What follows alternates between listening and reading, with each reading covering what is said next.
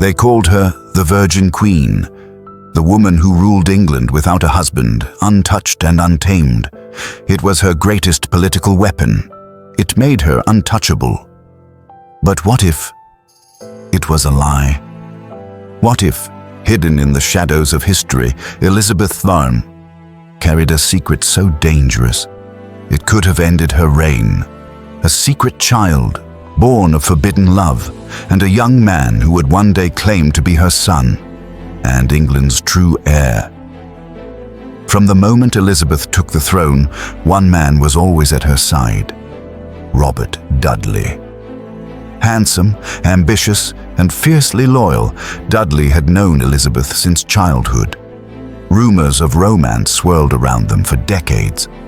Foreign ambassadors whispered of private visits, locked doors, and an intimacy no courtier dared challenge. For Elizabeth, marrying Dudley would have been political suicide. His wife's mysterious death had already cast a shadow over his name. But denying her feelings, that was another matter. In the 1560s, court gossip hinted at something unusual. Elizabeth withdrew from public view for several weeks. Trusted servants were sent on quiet errands. And then, nothing. The rumors stopped, as if someone had ordered the silence.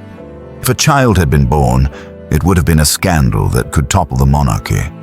But Elizabeth was a master of survival, and her image as the untouchable Virgin Queen was worth more than any personal truth.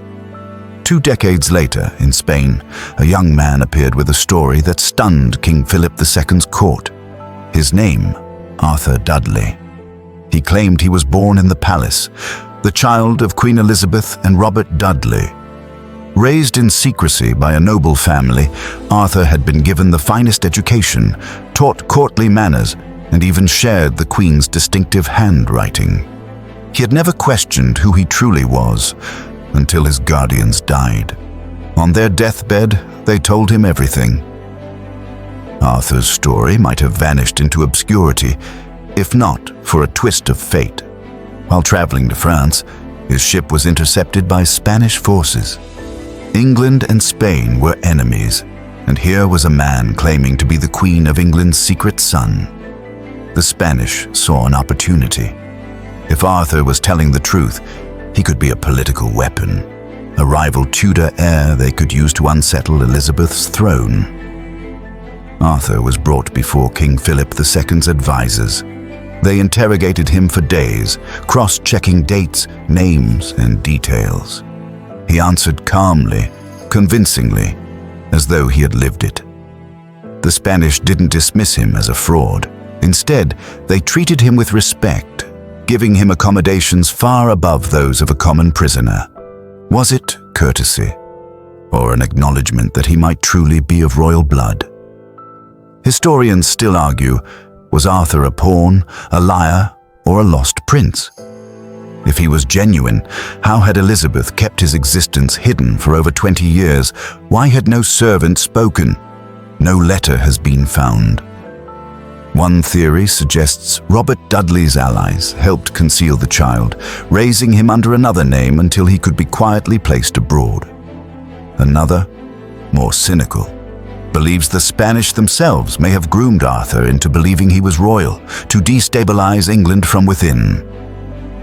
And then, the story ends abruptly. One moment, Arthur Dudley is in Spanish custody. The next, he disappears from all records. No burial, no trial, no return to England. Some say he died of illness in Spain. Others believe he was executed quietly, too dangerous to live, too valuable to release. And the boldest theory, that he was smuggled back to England under a new identity, where he lived out his days in silence. Elizabeth I never addressed the rumors. She never spoke of Arthur Dudley, never issued a denial, never defended her Virgin Queen image against his claim. Was her silence a sign of contempt, refusing to dignify a falsehood? Or was it the calculated quiet of a woman who knew that even a denial might draw dangerous attention? For a ruler who had survived assassination plots, religious uprisings, and foreign invasions, Perhaps this was her most personal battle. One fought in the shadows, with no witnesses. Today, historians remain divided.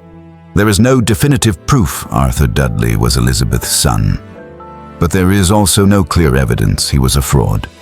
All that remains is the enduring question, was the Virgin Queen truly untouchable, or did she leave behind a secret that could have changed the course of English history? The truth may be buried, but the whispers have never died. And in the court of history, the rumors are sometimes louder than the facts.